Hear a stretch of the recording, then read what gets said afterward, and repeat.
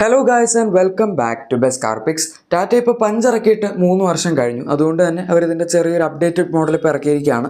നിങ്ങൾ ഈ വെബ്സൈറ്റ്സിലൊക്കെ നോക്കുകയാണെങ്കിൽ ഫേസ് ലിഫ്റ്റ് എന്നൊക്കെയാണ് കാണിക്കുന്നത്. എനിക്കത് അങ്ങനെ വലിയ ഫേസ് ലിഫ്റ്റ് ആയിട്ടും തോന്നിയില്ല.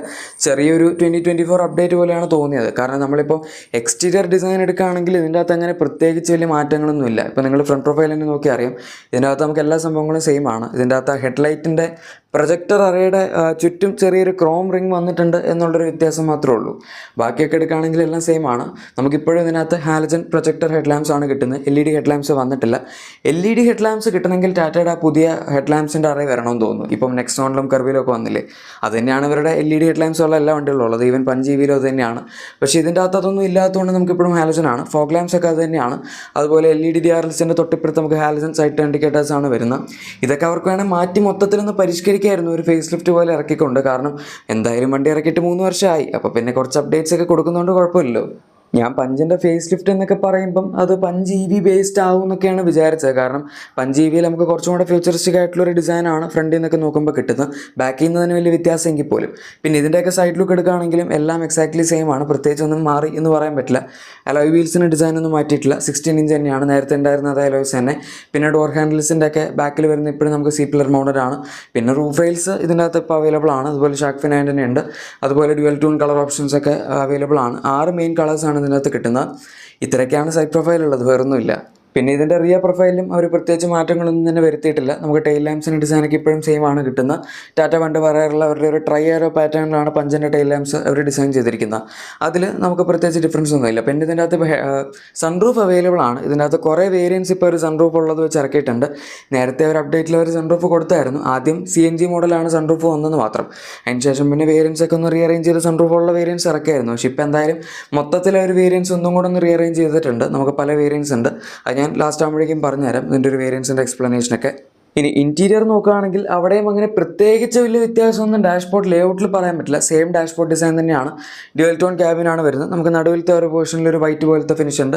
ബാക്കിയെല്ലാം മാറ്റ് ബ്ലാക്ക് ഫിനിഷാണ്. പിന്നെ ഇതിൻ്റെ സ്റ്റിയറിംഗ് വീലൊന്നും ഒരു ഇലുമിനേറ്റഡ് ലോഗോ ഉള്ള പുതിയ സ്റ്റിയറിംഗ് ഒന്നും കൊടുത്തിട്ടില്ല. പഞ്ച് EVയിൽ നമുക്കത് കിട്ടുന്നുണ്ട്, പക്ഷേ ഇതിൻ്റെ അകത്തതില്ല. പിന്നെ AC കൺട്രോൾസ് ഒന്നും മറ്റതുപോലെ അവർ ഫുള്ളി ടച്ച് പാനൽ ബേസ്ഡ് ഒന്നും ആക്കിയിട്ടില്ല. അതൊക്കെ കൊടുക്കണമെങ്കിൽ ഈ ഡാഷ്ബോർഡ് മൊത്തത്തിലൊന്ന് റീഅറേഞ്ച് ചെയ്യണം, അതായത് മൊത്തത്തിൽ റീഡിസൈൻ ചെയ്യണം, എന്നാലേ കൊടുക്കാൻ പറ്റുള്ളൂ. അതുകൊണ്ടാണത് കൊടുക്കാത്തത്. അതുപോലെ തന്നെ ഇതിൻ്റെ ഇൻസ്ട്രുമെൻറ്റ് റെസ്റ്റർ മാറ്റിയിട്ടുണ്ട്. നേരത്തെ നമുക്ക് TFT കളർ ഡിസ്പ്ലേ ഒക്കെ വരുന്ന ഒരു 7 ഇഞ്ചസിൻ്റെ ഡിസ്പ്ലേ ഉണ്ടായിരുന്നു. അതിൻ്റെ ഇപ്പുറത്ത് നമുക്ക് അനലോഗായിട്ട് സ്പീഡോമീറ്റർ ഉണ്ടായിരുന്നു. ഇപ്പോൾ അതൊക്കെ എടുത്ത് കളഞ്ഞിട്ട് ഈ പണ്ട് നമ്മൾ സിട്രോൻ്റെ C3യിൽ കണ്ടില്ലേ, ഏകദേശം അതുപോലത്തെ ഒരു ഡിസ്പ്ലേ ആണ് ഇതിൻ്റെ അകത്തും കൊടുത്തിരിക്കുന്നത്. അത് അവർ എന്തിനാണ് ചെയ്തതെന്ന് എനിക്കറിയില്ല. പക്ഷേ എന്തായാലും ഇപ്പോൾ കുറച്ചും കൂടെ ബേസിക്കായി ഇതിൻ്റെ ക്ലസ്റ്റർ കാണാൻ. സ്പീഡൊക്കെ നമുക്ക് അനലോഗായിട്ട് തന്നെയാണ് കാണാൻ പറ്റുന്നത്. പക്ഷേ അതിൻ്റെ സൈഡിലൊക്കെ അവർ ഈ RPM അതുപോലെ ഫ്യൂൽ ഗേജ് അതൊക്കെ കാണിക്കാനായിട്ട് വേറെ കുറച്ച് ഡിസ്പ്ലേ ഒക്കെ അഡീഷണൽ കൊടുത്തിട്ടുണ്ട് എന്ന് മാത്രം. കാര്യം വളരെ ബേസിക് ആയിട്ടുള്ളൊരു ക്ലസ്റ്ററാണ് അവർ ഇപ്പോൾ പുതിയ മോഡൽ കൊടുത്തിരിക്കുന്നത്. പിന്നെ നമുക്കൊരു വലിയ അപ്ഗ്രേഡ് വരുന്ന ഈ ഇൻഫോടൈം സിസ്റ്റത്തിൻ്റെ കാര്യത്തിലാണ്. ഇതുവരെ പഞ്ചിൽ നമുക്ക് 7 ഇഞ്ചസിന് ഇൻഫോടൈം സിസ്റ്റം ഉണ്ടായിരുന്നുള്ളൂ. പക്ഷേ ഇപ്പോൾ ഈ പുതിയ അപ്ഡേറ്റഡ് മോഡൽ 10.25 ഇഞ്ചസിൻ്റെ നെക്സോണിലൊക്കെ കാണുന്ന അതേ ഇൻഫോടൈം സിസ്റ്റം അവൈലബിൾ ആണ്. ഇവരുടെ പുതിയ UI ബേസ്ഡ് ആയിട്ടാണ് കൊടുത്തിരിക്കുന്നത്. Wireless Android auto, apple CarPlay എല്ലാം വർക്ക് ചെയ്യുന്നുണ്ട്. അതിവിടെ നടുവിൽ വരുമ്പോൾ അത്യാവശ്യം നമുക്കൊരു മൊത്തത്തിലൊരു ഫ്യൂച്ചറിസ്റ്റിക് ഡിസൈനായിട്ട് മാറി എന്ന് പറയാം. പക്ഷേ വേറെ അങ്ങനെ പ്രത്യേകിച്ച് ഡിഫറൻസ് ഒന്നും ഇതിൻ്റെ അകത്ത് വരുന്നില്ല. 7 ഇഞ്ച് വെച്ച് കമ്പയർ ചെയ്യുമ്പം ഇത് കുറച്ചും കൂടെ സ്മൂത്താണ്. നമുക്ക് അത്യാവശ്യം നല്ല ആനിമേഷൻസ് ഒക്കെ കിട്ടുന്നുണ്ട്. കുറച്ചുകൂടെ ഫ്ലൂയിഡിക് ആയിട്ട് യൂസ് ചെയ്യാൻ പറ്റും. പക്ഷേ പ്രശ്നം കുറച്ച് ഇലക്ട്രിക്കൽ ഗ്ലിച്ചസ് ഒക്കെയാണ്. ഇടയ്ക്ക് ഇത് തന്നെ ഓഫായി പോയിട്ട് ഓൺ ആവുക, അങ്ങനത്തെ കുറേ പ്രശ്നങ്ങളൊക്കെ ടാറ്റ യൂസേഴ്സ് പറഞ്ഞിട്ടുണ്ട്. അതൊക്കെ അവർ കുറച്ചൊക്കെ സോൾവ് ചെയ്ത് കാണാമായിരിക്കും ഇതിനകത്ത്. കാരണം കുറച്ച് കാലം ആയല്ലോ ഇപ്പോൾ ഈ ഒരു ഇൻഫോടൈം സിസ്റ്റം യൂസ് ചെയ്യുന്നു. പിന്നെ അല്ലാണ്ട് ഫീച്ചേഴ്സിൽ മാറ്റം എടുക്കുകയാണെങ്കിൽ നമുക്ക് ഇതിൻ്റെ അകത്ത് പുതിയൊരു വയർലെസ് ചാർജിങ് പാഡ് അവൈലബിൾ ആണ്. അല്ലാണ്ട് വേറെ അങ്ങനെ വ്യത്യാസമൊന്നുമില്ല. ക്രൂസ് കൺട്രോൾ, അതുപോലെ 6 സ്പീക്കേഴ്സ്, അതായത് 4 സ്പീക്കേഴ്സ് 2 ട്വീറ്റേഴ്സ്, ഇതൊക്കെ ഇതിൻ്റെ അകത്ത് ഓൾറെഡി ഉണ്ടായിരുന്നു. അതൊക്കെ ഇപ്പോഴും നമുക്ക് അവൈലബിൾ ആണ്. അങ്ങനെ കുറച്ച് സാധനങ്ങളൊക്കെ ഉള്ളൂ. പിന്നെ ഈ സീറ്റ്സിൻ്റെ ഒക്കെ ഫാബ്രിക് ഫിനിഷ് എടുക്കുകയാണെങ്കിൽ അതിൽ കുറച്ച് ഡിഫറൻസ് ഒന്നെന്ന് പറയാം. അല്ലാണ്ട് മേജറായിട്ടൊന്നുമില്ല. മെയിനായിട്ടൊരു ചെറിയ ഡിഫറൻസ് വരുന്നത് ഫ്രണ്ടിലും കൂടെ ആംറസ്റ്റ് വന്നു എന്നുള്ളതാണ്. നേരത്തെ പഞ്ചിൽ അതില്ലായിരുന്നു. കുറച്ചും കൂടെ ബെറ്റർ ആയിട്ടുള്ളൊരു സെൻറ്റർ കൺസോളിൻ്റെ ഡിസൈൻ നമുക്കിപ്പോൾ കിട്ടുന്നുണ്ട്. അവിടെ ഒരു ആംറസ്റ്റ് അവൈലബിൾ ആണ്. അതിന് പുറമേ തന്നെ നമുക്കൊരു സ്റ്റോറേജ് കമ്പാർട്ട്മെൻറ്റ് വരുന്നുണ്ട്. സ്ലൈഡിങ് മെക്കാനിക്സ് ഉള്ളൊരു സ്റ്റോറേജ് ഏരിയയാണ് കൊടുത്തിരിക്കുന്നത്. ആംറസ്റ്റ് ഓപ്പൺ ചെയ്താൽ നമുക്ക് അതിൻ്റെ അകത്ത് വേറെ സ്റ്റോറേജ് കിട്ടുന്നുണ്ട്. പിന്നെ AC വെൻസ് അവൈലബിൾ ആണ് ഇപ്രാവശ്യം ബാക്കിൽ. അതും നേരത്തെ പഞ്ചിൽ മിസ്സിംഗ് ആയിട്ടുള്ളൊരു സംഭവമായിരുന്നു. പിന്നെ നേരത്തെ ഉണ്ടായിരുന്ന പോലെ ബാക്കിൽ അഡ്ജസ്റ്റബിൾ ഹെഡ് റെസ്റ്റുകൾ, അതുപോലെ നമുക്ക് റിയറിൽ വരുന്ന സെൻറ്റർ ആംറസ്റ്റ് തുടങ്ങിയ സംഭവങ്ങളൊക്കെ ഇപ്പോഴും കൊടുത്തിട്ടുണ്ട്. പിന്നെ ഇതിൻ്റെ അകത്ത് നമുക്ക് പുഷ് ബട്ടൺ സ്റ്റാർട്ടും സാധനങ്ങളൊക്കെ ഓൾറെഡി അവൈലബിൾ ആയിരുന്നു. അതൊക്കെ ഇപ്പോഴും ഉണ്ടാവും.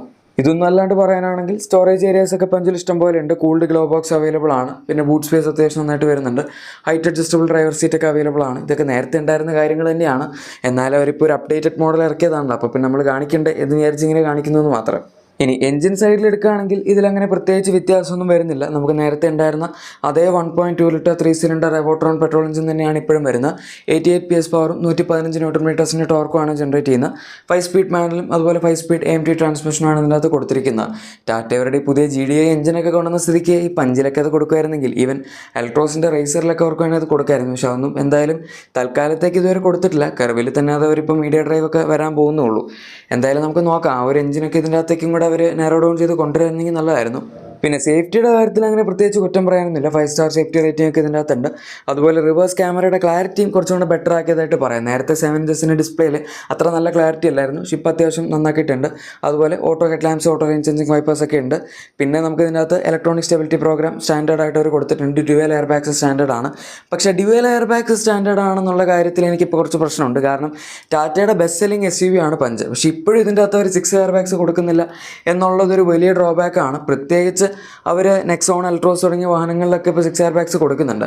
എന്നാൽ പോലും പഞ്ചിൻ്റെ ടോപ്പ് എൻഡിൽ പോലും 6 എയർ ബാഗ്സ് ഇല്ല എന്ന് പറയുന്നത് വളരെ മോശമായിട്ടുള്ളൊരു കാര്യം തന്നെയാണ്. ഇനി നിങ്ങൾക്ക് ഇതിൻ്റെ വേരിയൻറ്റ്സ് ഇവിടെ കാണാം. ബേസ് മോഡൽ വരുന്ന പ്യുവർ ആണ്. പിന്നെ പ്യുവർ ഓപ്ഷണൽ എന്ന് പറഞ്ഞൊരു വേരിയൻ്റ് ഉണ്ട്. അതിന് മുകളിൽ adventure rhythm, adventure sunroof, adventure plus sunroof തുടങ്ങിയ വേരിയൻറ്റ്സ് ഉണ്ട്. അക്കംപ്ലിഷ്ഡ് പ്ലസും അക്കംപ്ലിഷ്ഡ് പ്ലസ് സൺറൂഫും ക്രിയേറ്റീവ് പ്ലസ് സൺറൂഫും കൊടുത്തിട്ടുണ്ട്. നേരത്തെ ഇതിൻ്റെ അകത്ത് നമുക്ക് പ്യുവർ റിതം അങ്ങനത്തെ കുറച്ച് റിതം പാക്സും സംഭവങ്ങളൊക്കെ ഇതിൻ്റെ അകത്ത് ഉണ്ടായിരുന്നു. അതൊക്കെ ഇപ്പോൾ കുറേയൊക്കെ എടുത്ത് കളഞ്ഞിട്ടുണ്ട്. അതിന് പകരമാണ് ഈ പുതിയ വേരിയൻസിൻ്റെ ഒരു ഡിസ്ട്രിബ്യൂഷൻ വരുന്നത്. പിന്നെ നിങ്ങൾ നോക്കുകയാണെങ്കിൽ മനസ്സിലാക്കും എല്ലാ വേരിയൻസിലും, അതായത് അഡ്വഞ്ചർ ആയിക്കോട്ടെ, അക്കംപ്ലിഷ്ഡ് ആയിക്കോട്ടെ, ക്രിയേറ്റീവ് ആയിക്കോട്ടെ, എല്ലാത്തിൻ്റെ അകത്തും അവർ സൺറൂഫിൻ്റെ ഒരു ഓപ്ഷൻ കൊടുത്തിട്ടുണ്ട്, പ്യുവർ ഒഴികെ.